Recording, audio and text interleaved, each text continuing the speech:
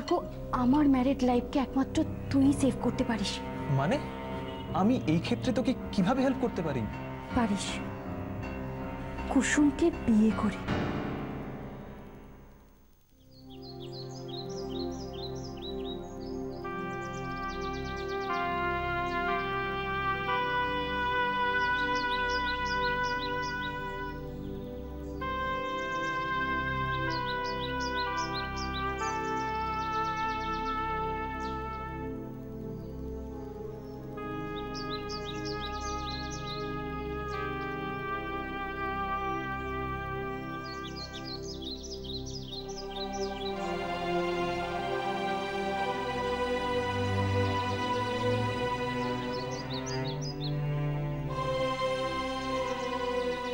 অন্যায় যে করে আর অন্যায় যে সহে, তব ঘৃণা যেন তারে তৃণ সমদহে। ভালো মা, তুমি? আমি দেখছি আর কতটা অন্যায় তুই মুখ বুজে সহ্য করতে পারিস। কি পাচ্ছিস এতটা কষ্ট করে? ওসব কথা থাক না ভালো মা, আমি বলছি কি, ভালো বাবার শরীর এখন কেমন আছে? জ্বরটা আর এসেছিল? কথা ঘোরাচ্ছিস আমার কাছে? আমার অন্যায় হয়ে গেছে ভালো মা, তোমার প্রশ্নের উত্তর নেই আমার কাছে। নিজের সবটা উজাড় করে দেওয়ার পরেও একটার পর একটা অন্যায় মুখ বুজে সহ্য করছিস। কবে মুখ খুলবি বলতো রাই?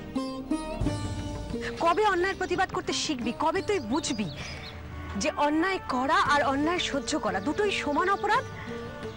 আজকে তোর সঙ্গে যেটা করছে সেটা কাল সে অন্য কারোর সঙ্গেও করতে পারে। ভালো মা, মানুষের সমস্ত পাপ, সমস্ত অন্যায় হিসেব নিকেশ তোলা থাকে উপরওয়ালার কাছে। সেখানে আমি কথা বলার কে? আর তাছাড়া ভালো মা, তুমি কোন অন্যায়ের কথা বলছো আমি বুঝতে পারছি না। আর কি বা আমি মেনে নিলাম আবার? এ বাড়িতে একটার পর একটা ঘটনা ঘটছে আর বারবার আঙুল উঠছে তোর দিকে, আর সেই সবটা করছে মীরা। এটা জানা সত্ত্বেও তুই মুখ বুজে সহ্য করছিস, চুপ করে আছিস, প্রতিবাদ করছিস না। কেন বলতো? মেয়েটাকে সবার সামনে বারবার তোকে অপমান করবার সুযোগ দিচ্ছিস কেন? তুমি এই সমস্ত কথা কোথা থেকে জানলে ভালো মা? তোমারে কে বললো? কে আমাকে বলেছে সেটা বড় কথা নয়, কিন্তু আমার চোখে তুই ফাঁকি দিতে পারবি না রাই। সবকিছু জেনেও তুই মুখ বুজে আছিস, চুপ করে আছিস। তুই আসল অপরাধীকে প্রশ্রয় দিচ্ছিস রাই।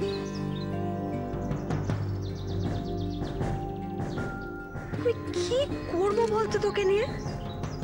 তুই আমার কথা শোন রাই, তুই বুঝতে পারছিস না যে আরো বড় বিপদ তোর জন্য অপেক্ষা করছে। আমার ভয় করছে তোর জন্য। তুমি অমন করো না ভালো মা, তুমি আছো, ভালো বাবা আছে, তোমরা থাকতে কে আমার কি করবে বলো? আর তাছাড়া যারা অন্যায় করে না তাদের পাশে ভগবান সব সময় থাকেন। ভগবান, আমি কি করে বোঝাই বলতো তোকে রাই? এই বাড়িতে অনেকগুলো লোক রাই, অনেকগুলো লোক, তাদের দাঁত নখ বার করে না সবসময় তোকে আক্রমণ করবার জন্য একেবারে তৈরি। আমার কতটা ক্ষমতা আছে যেটা দিয়ে আমি তোকে আগলে রাখতে পারবো সবসময়, আর কোথায় বা পাচ্ছি সেই তো। আচ্ছা ঠিক আছে, তুমি শান্ত হও। বেশ, এবার থেকে আমি খুব সাবধানে থাকবো, আর একদম আমি তোমার কথার অবাধ্য হব না। শোনা, আমার একটা কথা শোন। চল চল, আমরা কোথাও একটা চলে যাই। আমরা তিনজন, তুই, আমি আর তোর ভালো বাবা, আমরা অন্য কোথাও গিয়ে তিনজনের একটা ছোট্ট সংসার গড়ি। হ্যাঁ, কষ্ট হবে কিন্তু আমরা চালিয়ে নেব, ঠিক পারবো, ভালো তো থাকবো। তুই একবার মানুষটার দিকে ভালো করে তাকিয়ে দেখ।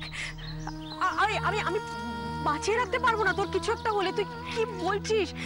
তুই জানিস সেদিনকে কয়েক ঘন্টা মাত্র তুই ছিলি না, তাতে কিরকম একটা অস্থির হয়ে গেছিল। চল রাই, প্লিজ চল, আমরা কোথাও একটা চলে যাই। ভালো মা, আমি ভগবানের আশীর্বাদে তোমাকে আর ভালো বাবাকে পেয়েছি। তুমি বলো, পালিয়ে কি আর ভাগ্যের লিখনকে খণ্ডানো যায়? আর তাছাড়া ভালো মা, এই কলকাতায় এসে আমি এই বাড়িতে ঠাঁই পেয়েছিও তারই ইচ্ছে। সেই মানুষটাকে অন্তত দুবেলা চোখ ভরে দেখতে তো পায়, সেইবার কম কিসে।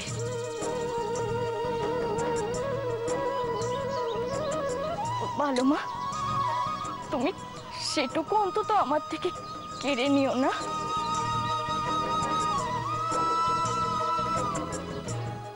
তুই এতেই সুখী রাই, এতেই?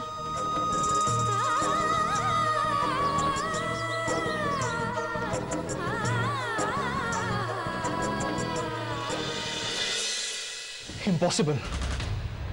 কেন পসিবল নয় অর্ক? তুই কি কুসুমকে অপছন্দ করিস? সেটা কথা নয় মীরা, পছন্দ অপছন্দ থেকে বড় কথা হলো অলরেডি ম্যারিড কিশোরের স্ত্রীও। ইটস অল লাই। আর কুসুম তো নিজে ওদের বিয়েটাকে অস্বীকার করেছে। আচ্ছা, এরকম বিয়ের কি মিনিং আছে বলতো? বাবাও বলেছে ওদের বিয়েটার কোনো মানেই নেই। মীরা, বিয়ের রিচুয়ালসটা আসল নয়, আসল কথা হলো যারা বিয়েটাকে করছে তারা বিয়েটাকে স্বীকৃতি দিচ্ছে কিনা। আর আমার মনে হয় কিশোর আর কুসুম একে অপরকে ভালোবাসে। অর্ক, কিশোর আমার হাজবেন্ড, আর একজন স্ত্রী বর্তমান থাকাকালীন আরেকজনের সঙ্গে সংসার করাটা ঠিক নয়। আর তাছাড়া ওদের বাড়ির লোক তো আমাকে ওর বউ হিসেবে মানে। তাহলে তোর ওকে বিয়ে করতে আপত্তিটা কোথায়? এটা তুই ঠিক করছিস না মীরা। ও যে তোর কথাতেই বিয়েটা অস্বীকার করেছে সেটা আমি জানি। তুই ওর ভালো মানুষের সুযোগ নিচ্ছিস। এতটা সেলফিশ হোস না মীরা। আমি নিজের সংসার বাঁচাতে চাইছি, এটা কি অপরাধ? আর তাছাড়া আমি তো তোর সঙ্গে কুসুমে বিয়ে দিতে চাইছি, আমার বেস্ট ফ্রেন্ডের সঙ্গে। আমি চাইছি আমার বেস্ট ফ্রেন্ড ওকে বিয়ে করুক। এটা করলে কি ওর প্রতি অন্যায় করা হবে? তুই ভালো ছেলে, ভালো জব করিস, তোর ব্রাইট ফিউচার, তোর মতো ছেলেকে পেলে তো কুসুমের মতো মেয়ে ধন্য হয়ে যাওয়ার কথা। তুই শুধু চাইছিস ও তোদের দুজনের মাঝখান থেকে সরে যাক। আমি জানি মীরা, কিন্তু এটা অন্যায়, এটা ভুল মীরা। আমি কিশোরকে ভালোবাসি অর্ক, এছাড়া আমি বাঁচবো না। আর তুই যে কুসুমের হয়ে এত কথা বলছিস, তুই কতটুকু চিনিস ওকে? মানে? ও তো ড্রামা করছে, সবাই ওর নাটকে বোকা বনে যাচ্ছে, আর সেই সুযোগে এই বাড়িতে জাঁকিয়ে বসছে। ভালো মানুষের নাটক করে সবাইকে নিজের দলে টানতে চাইছেন। আচ্ছা অর্ক, তুই কি একবার ভেবে দেখেছিস ও কেন আমার আর কিশোরের সম্পর্কটাকে এত সহজে মেনে নিল? আচ্ছা, ও যদি সত্যি কিশোরকে ভালোবাসতো তাহলে একজন মেয়ে হয়ে কি মেনে নিতে পারতো কিশোরের পাশে অন্য কাউকে? গ্রাম থেকে সোজা এসে ওকে একেবারে আমাদের বাড়িতেই উঠতে হলো। ও নিজের কি কোনো মতলব নেই? কিশোরকে ও ভালোবাসে না, এই বাড়িতে প্রপার্টির লোভেই ও টিকে রয়েছে, আর তাই এই বাড়ি ছেড়ে ও কোথাও যেতে চাইছে না। আর আমি জানি ওকে নিয়ে কিশোরের মনেও একটা দুর্বল জায়গা তৈরি হয়েছে, আর যেটা ওরা দুজন এক ছাদের তলায় থাকলে কোনো দিনও খুঁজবে না। মীরা, এইগুলো হয়তো তোর ভুল ধারণা। ভুল নয় অর্ক, আমি এর প্রমাণ পেয়েছি বারবার হাতে নাতে। তুই বলতে পারিস কেন কিশোর বারবার কুসুমের ঘরের দিকে ছুটে যায়? কেন ওরা তো কেয়ার করে? না না, ওকে বাড়ি থেকে তাড়াতেই হবে। আর তার একটাই রাস্তা, ওর বিয়ে দেওয়া। আর এটা আমি তোকে ছাড়া আর কাকে বলতে পারি বল? তুই তো একমাত্র আমার ক্রাইসিসটা বুঝবি। এটা হয় না মীরা, আমার প্রতি কুসুমের মনে কোনো জায়গা নেই, আর আমি জোর করে লাইফে কেন ঢুকবো? না মীরা, বিয়েটা কোনো জোক নয়। আচ্ছা অর্ক, তুই এত ভাবছিস কেন? আমি কি তোকে বলেছি যে ওর সঙ্গে সারাটা জীবন ঘর করতে হবে তোকে? মানেটা খুবই সিম্পল অর্ক। দেখ, আমি জানি কুসুমের মতো একটা গাইয়া আনকালচার মেয়ের সঙ্গে সংসার করা সম্ভব না। তুই খালি ওকে বিয়েটা তো কর। দেখ, আমি চাই না কেউ আমাকে বলুক যে আমি ও কুসুমের প্রতি কোনো অন্যায় করেছি, তারপর তুই ওকে ছুঁড়ে ফেলে দে। আমি কি তোকে কিছু বলতে যাব? কুসুম আমার ঘাট থেকে নামলেই আমার শান্তি। এসব কি বলছি মীরা? তার মানে একটু আগে কুসুমের জন্য চিন্তাটা পুরো অভিনয় ছিল, আর আমাকেও সেই অভিনয়েরই একটা প্রপস হিসাবে ইউজ করতে চাইছে ও। বন্ধুত্ব ওর কাছে কোনো মানে রাখে না। মীরা কি পাগল হয়ে গেছে? রে অর্ক, কি এত ভাবছিস? Yes or no? আচ্ছা, কুসুমকে বিয়ে করে তুই আমার এতটুকু হেল্প তো করতেই পারিস, তাই না? কুসুমের সাথে যা খুশি করতে পারে মীরা, এতটাই ডেসপারেট হয়ে গেছে ও।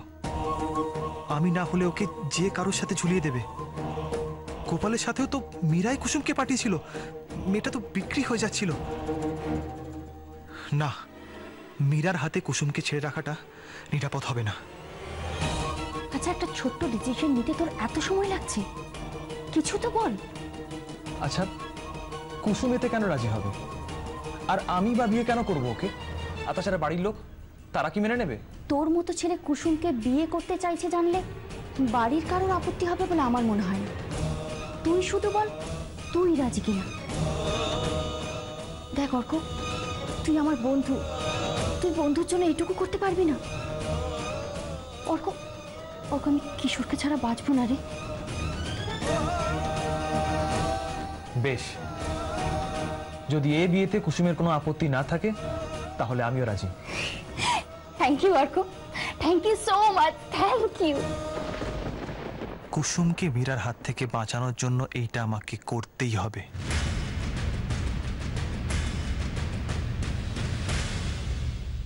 আসমা, আসমা, আসমা,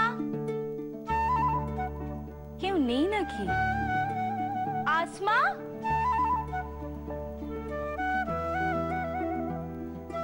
তোমার মাম্মি কোথায়? পুচকু, হ্যাঁ, আমাকে যে ডাকলো তারপর তো তার পাত্তাই নেই। আসমা,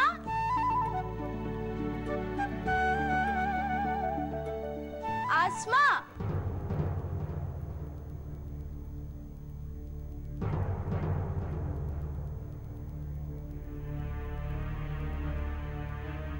সেদিন তোকে পুরো কথাটা বলা হয়নি। ভেবেছিলাম একদিন সামনাসামনি সব খুলে বলবো, কিন্তু সেই সময়টুকুও পেলাম না, তার আগেই চলে যেতে হচ্ছে। তোকে ফোনেও যে কথাটা বলতে পারিনি সেটা হলো আমি একা যাচ্ছি ইউএসএ। আমি জানি তুই কি ভাবছিস, মুমতাজের কথা, তাই তো?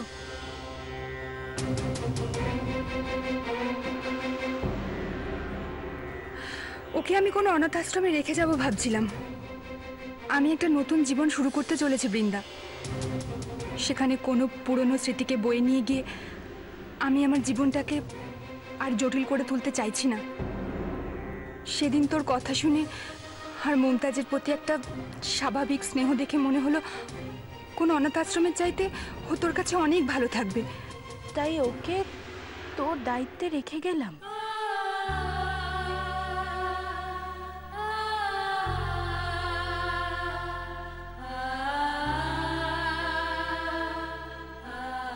কি করে পারলো আসমা ওকে ছেড়ে যেতে?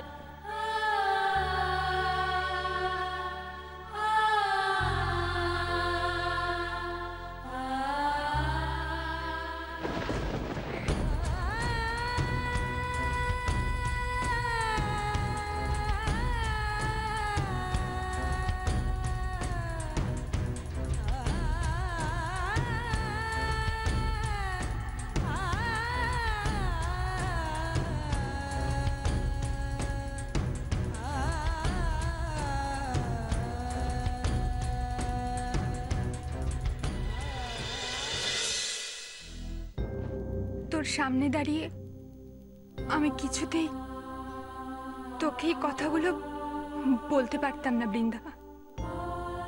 বিশ্বাস কর, এছাড়া আমার কাছে আর অন্য কোনো উপায় ছিল না। আমি জানি আমার মুমতাজ তোর কাছে ভালোই থাকবে।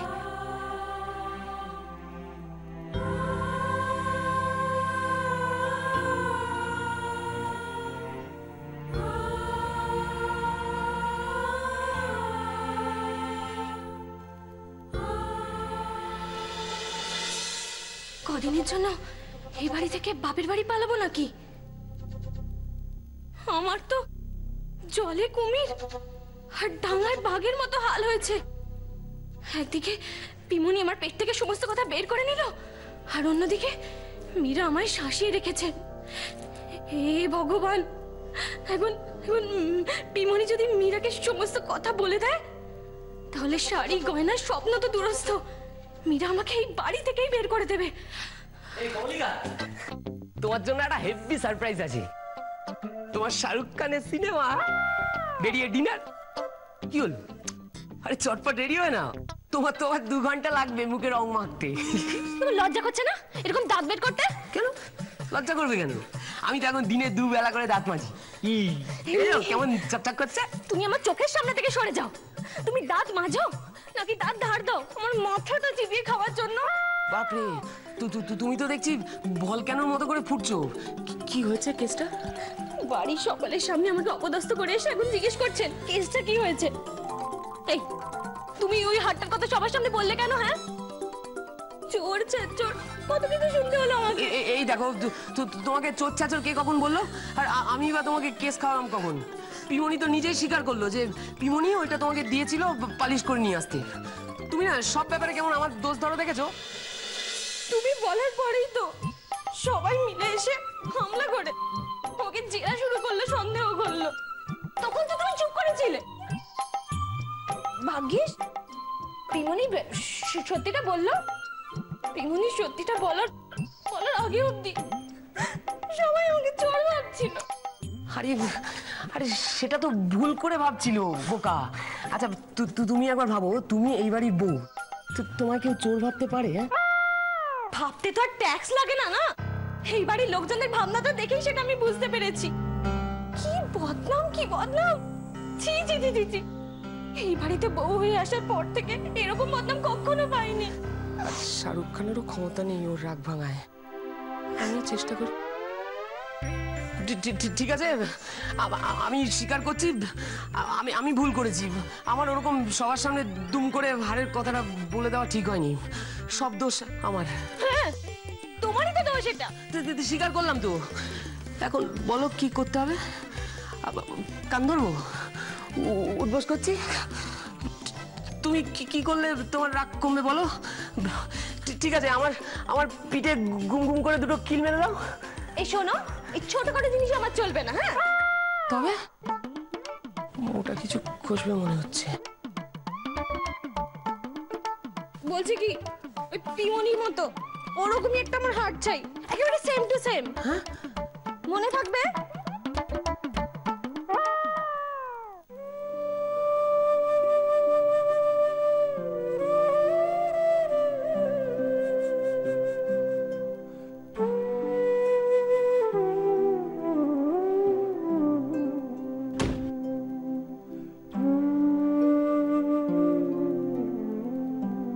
কি ব্যাপার বৃন্দা, তুমি হঠাৎ এখানে রেখে পাঠালে? তোমাকে তো বললাম আজ অফিসে একটা ইম্পর্টেন্ট মিটিং আছে, তুমি তার মাঝখানে বারবার ফোন করছো। অফিস মিটিং এ এইভাবে কেউ ফোন করে? শান, সরি, বাট তোমাকে এখানে না রেখে আমার কাছে আর কোনো উপায় ছিল না। উপায় ছিল না মানে? আর তুমি এখন এখানেই বা কি করছো? আরে তোমাকে তো বললাম আমার অফিস থেকে ফেরার সময় আমি তোমাকে আসমার বাড়ি থেকে পিক আপ করে নেবো। তাহলে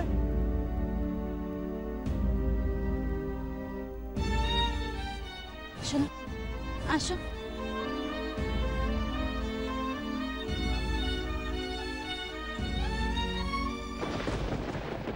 এ কি বৃন্দা, ও তোমার কাছে? ওর মা কোথায়? চলে গেছে চলে গেছে ইউএসএ। হ্যাঁ, সে তো যাওয়ারই কথা ছিল, কিন্তু বাচ্চাটাকে নিয়ে যায়নি। হোয়াট? বৃন্দা, তুমি কি বলছো আমি কিছু বুঝতে পারছি না। আসমা ওর বাচ্চাটাকে রেখে ইউএসএ চলে গেছে? এতটাই রেসপন্সিবল একটা মা হতে পারে কখনো? শাহান, আমিও বুঝতে পারছি না যে আসমা এটা কি করে করতে পারলো।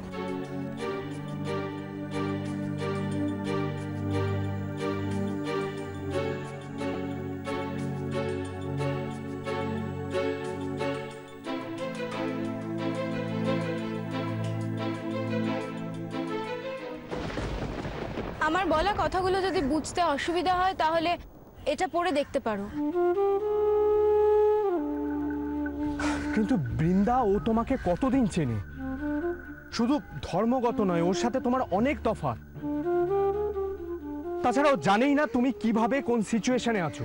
এইভাবে নিজের বাচ্চাটাকে তোমার হাতে তুলে দিয়ে সে পালিয়ে গেল। How could she?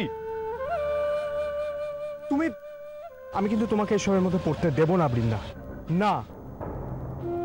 খুব তাড়াতাড়ি একটা অরফানেজ দেখে ওকে সেখানে দিয়ে আসবো। আই থিঙ্ক ও খুব যত্নেই ওখানে মানুষ হবে। না শাহান, ও কোনো অনাথ আশ্রমে যাবে না। তাহলে কোথায় যাবে বৃন্দা? তুমি আসমার কোনো রিলেটিভকে চেনো? সেখানে দিয়ে আসার কথা ভাবছো? সেটাই ভাবছো তুমি? সায়ন, ও আমাদের সাথে থাকবে। আসমা ওর দায়িত্ব আমাকে দিয়ে গেছে তো। হোয়াট? বৃন্দা, তোমার মাথাটা জাস্ট খারাপ হয়ে গেছে। তুমি এই চিঠি লেখাগুলোকে সিরিয়াসলি ভাবছো? বৃন্দা, অন্যের বাচ্চা মানুষ করা সিম্পল ব্যাপার নয়, 2-1 দিনের ম্যাটার নয় এটা। আমি জানি সায়ন, ভগবানের কাছে দিনের পর দিন প্রে করার পরেও উনি আমাকে সেই সৌভাগ্য দেননি। আর সায়ন, আজ এতদিন পরে আমি মা ডাক শোনার সুযোগ পেয়েছি। তুমি বলো আমি কি করে এই সুযোগটা হাতছাড়া হতে দিই? সায়ন, হতেও তো পারে যে এটা ভগবানের কৃপা। না হলে এতদিন পর আমার সাথে আসমার দেখা হয় বলো। আর ও কেনই বা আমাকে মুমতাজের দায়িত্ব দিয়ে যাবে বলো? আর এই সব কিছুর পরেও আমি এই সুযোগটা কি করে হাতছাড়া করব? কিন্তু বাড়িতে তুমি তোমার কাছের মানুষদের কি করে বোঝাবে? ওরা আসল পরিচয়টা যদি জানতে পারে কি হবে একবার ভেবে দেখেছো তুমি? বৃন্দা, প্লিজ একবার ভেবে দেখো। আমরা জেনে শুনে ওর জীবনটাকে আরো কঠিন করে দিচ্ছি না? ও যত বড় হবে, যত বুঝতে শিখবে, ওর মনে এটা ঢুকিয়ে দেওয়া হবে যে ও আমাদের থেকে অনেক আলাদা। হয়তো তুমি আমি নয়, কিন্তু এই সমাজের রীতিনীতি, কুসংস্কার, অর্থহীন জাতপাতের ভেদাভেদ এইসব তো আছে। ও যদি এসবের মুখোমুখি হয় তাহলে কিন্তু ও আঘাত পাবে খুব। আমি কিচ্ছু জানতে চাই না সায়ন। মানুষের চাইতে কোনো কিছু আমার কাছে বড় নয়, আর তাই আজ থেকে ও আমার মেয়ে। দরকার হলে আমি ওকে কোথাও নিয়ে চলে যাব। এখানে যদি কেউ মেনে নিতে না পারে ওকে, তাহলে আর তুমিও যদি মেনে নিতে না পারো তাহলে আমাকে বলে দিও, আমি অনেক দূরে নিয়ে চলে যাব ওকে। এখন ওকে বড় করে তোলাটাই আমার কাছে সবকিছু। তুমি আমাকে এই চিনলে বৃন্দা?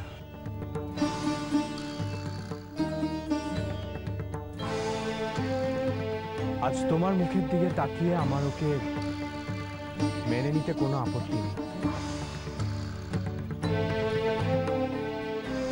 ও শুধু তোমার নয়, আজ থেকে ও আমারও মেয়ে। কি, ইউ আর হ্যাপি?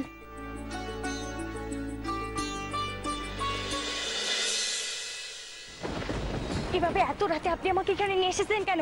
কি কথা বলার আছে আপনার? উফ, বাগানে এভাবে কেউ আমাদের দেখলে লোকে চিচি করবে। আমার জরুরি কথা আছে রাই, আর এত রাতে এখানে কেউ আসবে না। দেখুন, আপনার তো সেই একই কথা। আমি শুনতে চাই না আপনার কথা। ছাড়ুন আমাকে। ভাই, চুপ করে দাঁড়াও। একটা জিনিস দেখানোর আছে। কি?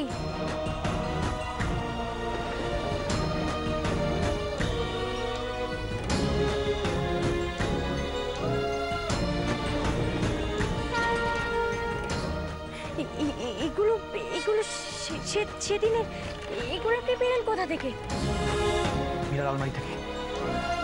আমি জানি না কিভাবে ও কার কাছ থেকে এই ছবিগুলো পেল। তার মানে আমরা সেদিন কোথায় গিয়েছিলাম এটা মীরা দিদি জানতো? শুধু যে অ্যাক্সিডেন্টের জন্য দেরি হয়নি সেটা মীরা ভালোই বুঝতে পেরেছিল, কিন্তু আমার খটকাটা লাগছে অন্য জায়গায়। সব জেনেও মীরা চুপ করে রইল কেন? আরে ছবিগুলোই বা তুললো কে? সেদিন নিশ্চয়ই আমরা ছাড়া ওখানে আরো কেউ ছিল। সেটা তো আমিও বুঝতে পারছি না। মীরা কি কাউকে কাজে লাগিয়েছে আমার উপর নজর রাখার জন্য, আমাদের ফলো করবার জন্য? কিন্তু মীরা দিদি এমনটা কেন করবে কলকাতা বাবু? আর কেই বা আছে যে এই কাজে মীরা দিদির সাহায্য করবে? আমিও কিচ্ছু বুঝতে পারছি না ভাই, কিন্তু এটুকু বুঝতে পারছি ছবিগুলো নিয়ে মীরার কোনো প্ল্যান আছে। না হলে মীরা শুধু শুধু ছবিগুলো লুকিয়ে রেখে দিত না। কলকাতা বাবু, আমার খুব ভয় করছে। এই ছবিগুলো বাড়ির বড়দের হাতে পড়ে গেলে সবাই আপনারে ভুল বুঝবে। জানি, আর তোমারও বিপদ কম নয়।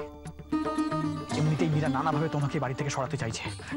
দেখুন খড়গেদে বাবু, আপনি আপনি মীরা দিদির সাথে একবার কথা বলুন। এভাবে অকারণ সন্দেহে আপনাদের সম্পর্কটা খারাপ করবেন না। হ্যাঁ কি মীরা দিদি আমারে খারাপ মেয়ে বলে ভাবে, তারপর না জানি ছবিগুলো একবার মীরা দিদির হাতে পৌঁছে গেলে কি যে হবে এখন।